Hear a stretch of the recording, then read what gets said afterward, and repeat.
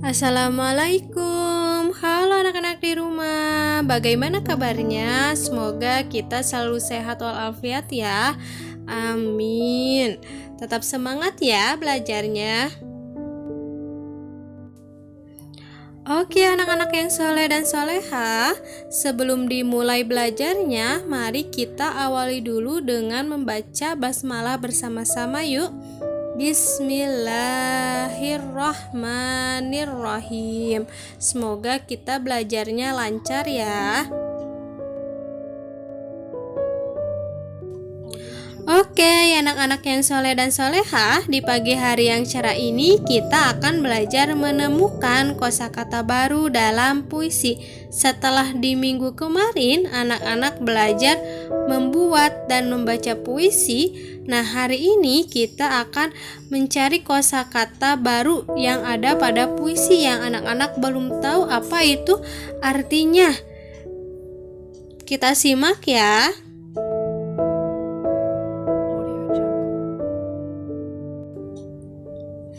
Sebelum menemukan kosakata baru dalam puisi, Ibu akan menjelaskan puisi. Apa sih puisi itu? Didengarkan ya anak-anak. Puisi itu ditulis dalam bentuk bait. Bait terdiri atas baris-baris, bukan puisi jika bentuknya paragraf.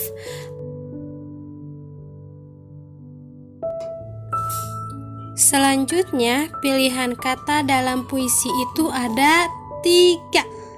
Diingat ya, pilihan kata dalam puisi itu ada 3. Yang pertama, indah.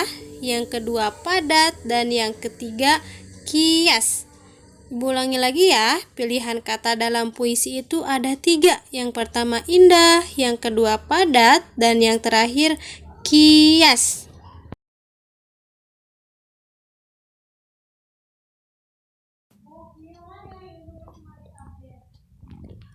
Kata indah maksudnya yaitu puisi yang kata-katanya indah dan terkandung makna-makna di setiap kata dalam puisi tersebut. Jadi dalam satu kata itu mengandung makna yang indah. Kata padat maksudnya menggunakan kata-kata yang singkat dan jelas atau tidak terlalu rumit, kemudian mudah dimengerti dan juga mudah dipahami.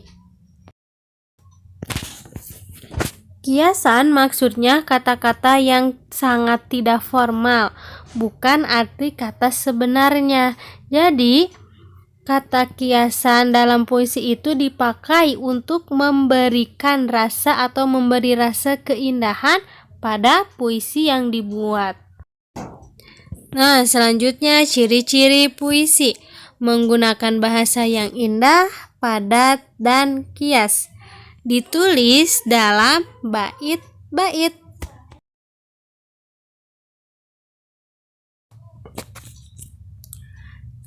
Cara membaca puisi berbeda dengan membaca kalimat seperti biasanya atau membaca buku cerita. Tapi ada 3 hal yang perlu kita perhatikan saat membaca puisi. Yang pertama, artikulasi. Yang kedua, intonasi. Dan yang ketiga, ekspresi. Ulangi lagi ya. Ada 3 hal yang perlu kita perhatikan saat membaca puisi. Yang pertama, artikulasi. Yang kedua, intonasi. Dan yang ketiga, ekspresi.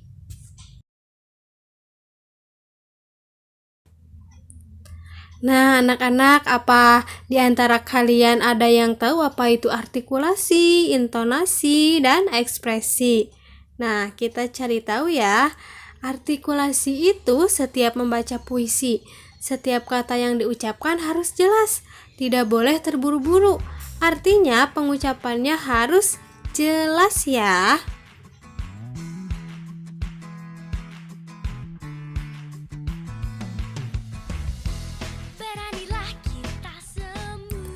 Selanjutnya, intonasi. Intonasi itu suara jelas, tidak terlalu keras tapi juga tidak terlalu pelan, atau disebut dengan tinggi rendahnya nada saat membaca puisi.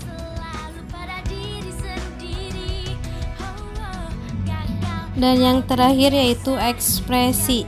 Nah, raut wajah sesuai dengan tema puisi yang sedang kita baca. Jadi ketika kita sedang membaca puisi, kita harus mengeluarkan ekspresi muka kita sesuai dengan puisi yang kita buat atau sesuai dengan puisi yang kita baca temanya apa.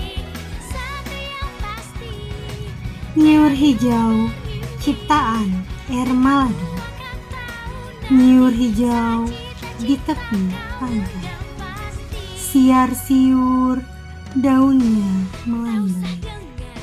Padi mengembang, kuning merayap, burung-burung bernyanyi gembira.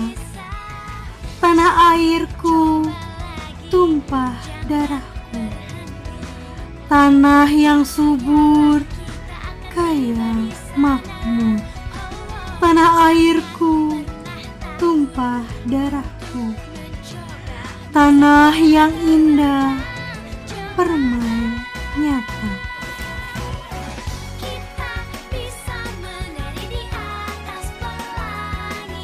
Nah, sekarang kita cari tahu bersama-sama ya. Kita akan mencari arti kata atau kosakata baru yang terdapat dalam puisi tadi. Yang pertama ada merayu. Merayu itu artinya memikat hati atau menyenangkan hati.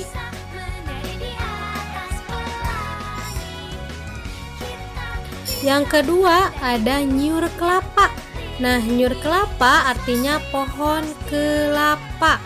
Kemudian yang ketiga ada tanah air. Tanah air itu artinya tanah kelahiran.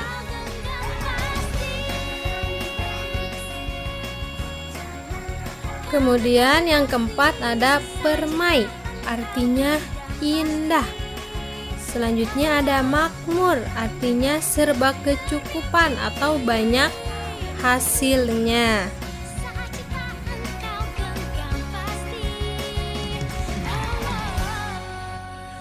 Nah, alhamdulillahirabbil alamin, pembelajaran hari ini sudah selesai. Semoga anak-anak mengerti dan paham apa yang telah Ibu jelaskan tadi. Jika ada yang tidak mengerti, boleh langsung tanyakan saja ke Ibu ya. Nah, puisi tadi boleh anak-anak lihat di buku paket tema 5 halaman 160.